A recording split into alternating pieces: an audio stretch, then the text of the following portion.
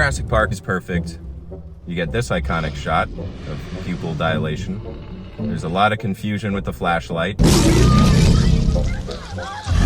Hold on to your butt. And the games begin.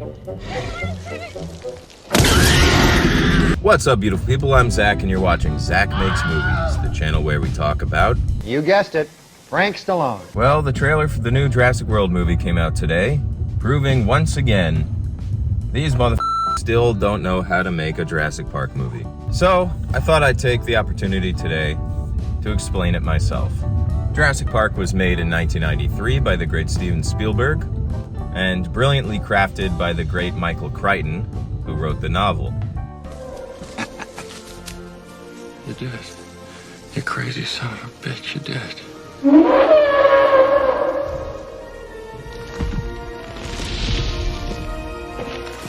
How'd you do this? I'll show you. You're really casual about it. You're not, just very casual, just kicking it. Yeah, like that. Great. That's defiant. Jurassic Park paved the way for CGI, or computer-generated imagery. Before 1993, no other film had come close to making the new technology even remotely believable. We were still better off with the old Harryhausen method of stop motion until Spielberg brought together a team that would combine groundbreaking CGI effects with in-camera animatronics, including Phil Tippett, Stan Winston, and Dennis Muren, and the result in my mind is better than anything we have today, some 30 years later. However, what's really lacking today is the grounded realism of the era. The story, the writing, the seriousness with which the subject matter was treated by the all-star team of actors. That's what sold Jurassic Park. The effects just stuck the landing. You're gonna like this, grandfather. It's a mosquito trapped in amber. That's how they got the dinosaurs. It's a real mosquito. How'd they get it to stay there? Just stick there? Well, because when sap came off a tree and trapped the mosquito, How did you make this one? well, we waited for 50 million years. We've been in pre-production for 50 million years on this movie.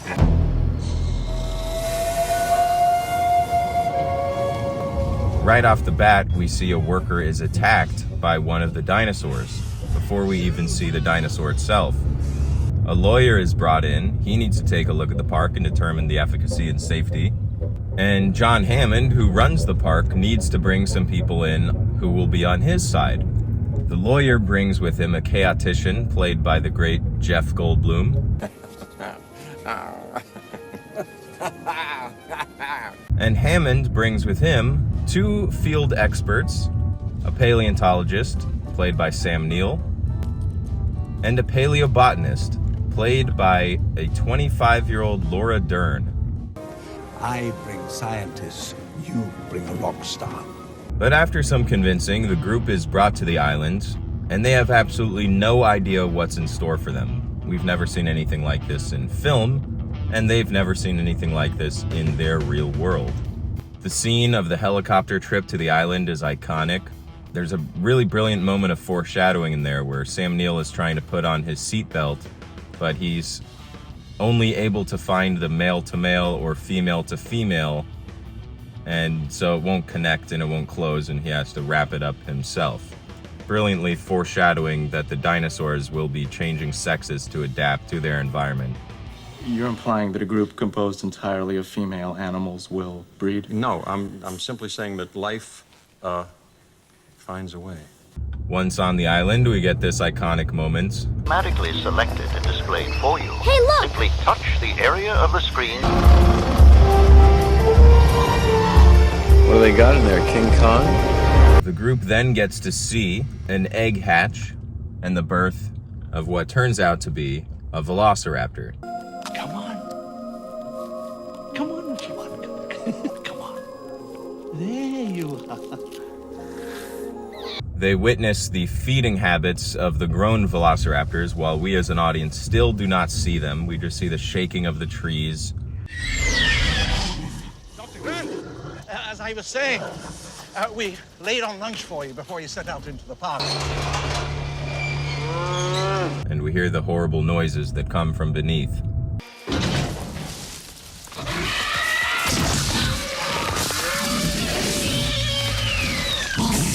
The incredibly original and iconic, very 1990s tour includes a showing of some impressive technology, and Mr. DNA teaches us everything we need to know about dinosaurs. The group is then joined by Dr. Hammond's grandchildren, Lex and Tim. This is one of those moments where I'd like to point out the differences in how characters used to be written versus how they're written now. Screenwriters used to know how to write children. But to be fair, children used to know how to be children. Lex and Tim feel like the traditional precocious, smart children, but they're written in a very, very real-to-life way. Tim is obsessed with dinosaurs. We were all, many of us, like that as children. It's a dinosaur. He is incredibly inquisitive. I read your book. He's obsessed with Dr. Grant. He wants to be able to talk to him about his research all day. He's, a smart kid.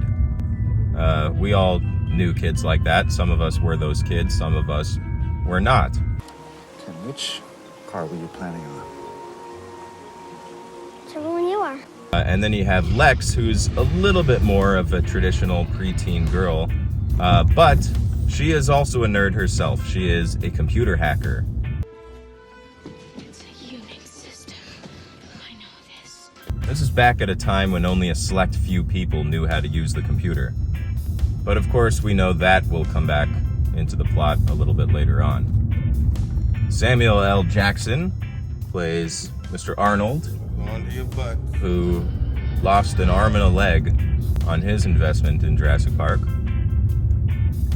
And then there's Dennis Nedry, played by Wayne Knight from Seinfeld. Nedry is fed up with how he's being treated. He doesn't think he's appreciated. He doesn't think he's being paid enough. And so he decides to go behind the company's backs, take all of the embryos, and sell them to another company after having a shady meeting with a gentleman by the name Dodson!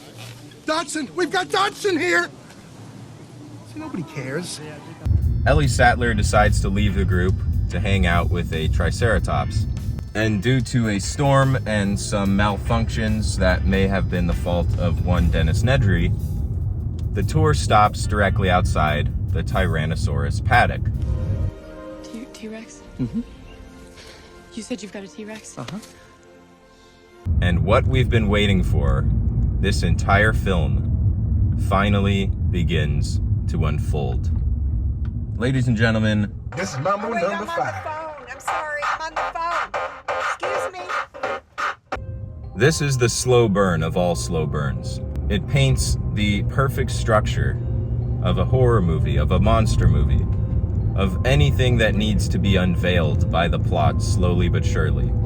This film, much like Jaws before it, takes its sweet-ass time to get to the point, and God bless it for it, because we needed this build-up. We may not have known, but we needed the slow burn. We needed to be very gradually introduced to all of these individual elements, all these individual players. Now we know all these characters. Now we know Nedry. Now we know the kids. Now we know Dr. Grant and Sattler and their relationship. And we know the dangers of the park. We know the dangers of these dinosaurs. We just haven't seen them yet. And now, 30, 40 minutes into the movie, it is Spielberg's opportunity to finally unveil what he's been hiding behind the curtain. And it is not the Wizard of Oz. The power goes out, the paddocks are down, and in a flash of lightning and the booming of thunder comes the leg of a goat. And you get one of the greatest scenes in cinema history.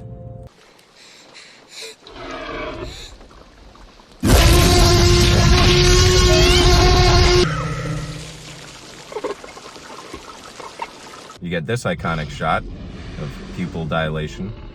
There's a lot of confusion with the flashlight. And the games begin. The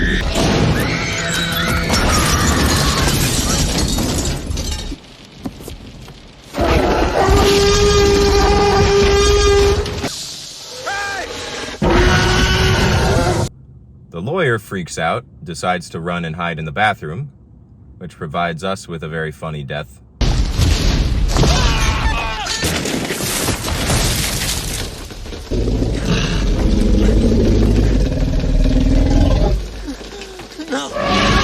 Jeff Goldblum acts like an idiot and gets himself injured and knocked out. But the T-Rex isn't finished yet.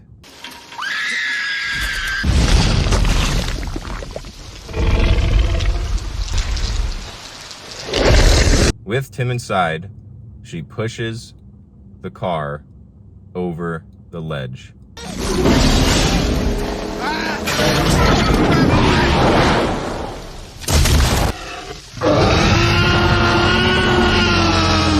I've still never really understood the layout of how this place works because I don't feel like there was a massive drop down a couple minutes before that, but what do I know? The T-Rex is out, the kids are inside of the paddock now, and all hell has broken loose.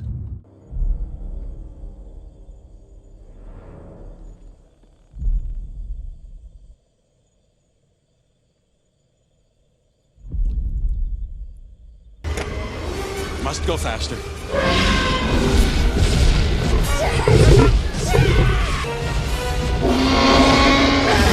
Meanwhile, Dennis Nedry is actively trying to steal the embryos, but because of the storm, he ends up crashing out, hitting a sign, and now he has no idea which direction to go. But that won't matter for long, because a very inaccurately designed Dilophosaurus arrives to spit its non-existent venom into his eyes. This frilled monstrosity, which was clearly just a knockoff of some real-life frilled lizards, massacres our boy Newman, and that's the end of that. We have some nice moments between Dr. Grant and the kids. He's slowly becoming endeared to them and the idea of having children himself.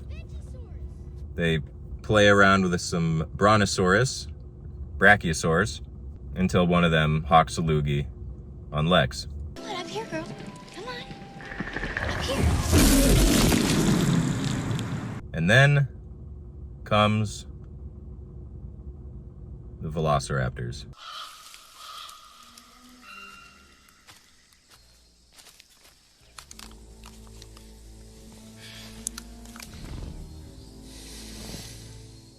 This leads us to one of the great scares of the movie. Mr. Hammond, I think we're back in business. And then ultimately, one of the greatest scenes in horror history.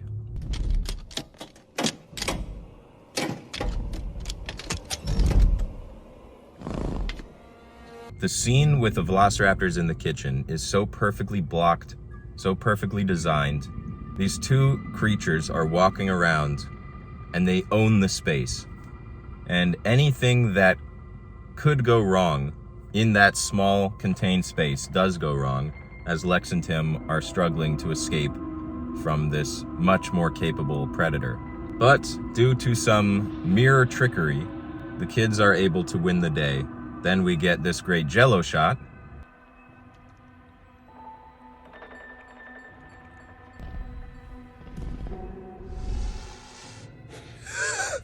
And it's discovered that the danger is not over yet.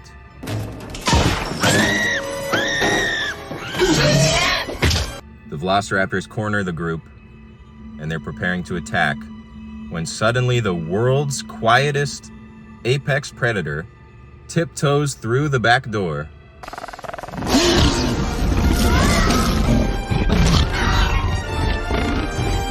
And we get what might be the most iconic shot in the history of cinema.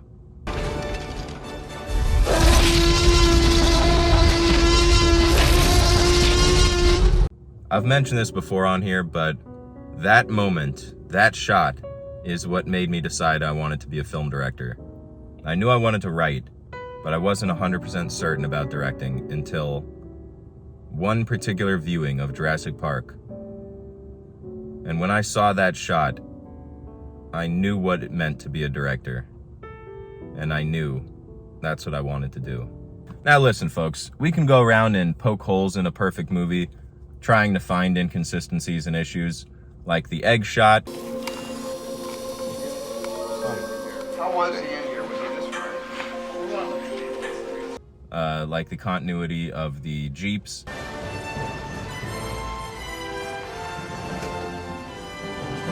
But why ruin a good thing? The movie's perfect. It cannot be topped, and it certainly cannot be knocked off with some half-assed version of the franchise. I feel like it's becoming harder and harder, and it may not be a fault of screenwriters. It may be a fault of society itself, that it's becoming so difficult to write normal people, because there aren't any left. All I know is, no matter how hard we try to remake these great movies, no matter how hard we try to recapture the magic, it's a failed experiment every time. And the lesson must be learned again and again. If you want to see Jurassic Park, you gotta watch Jurassic Park. After careful consideration, I've decided not to endorse your park. So have I. That's all for today, folks. I've talked a little bit about this movie before. I've talked plenty about Spielberg, so if you want a little bit more of that, you can check out these videos. Otherwise, we got plenty of other stuff for you on the channel. Let me know in the comments what you want us to talk about next, and tell me what you thought of the new Jurassic World Rebirth trailer below. Thanks for watching. See you next time. Clever girl.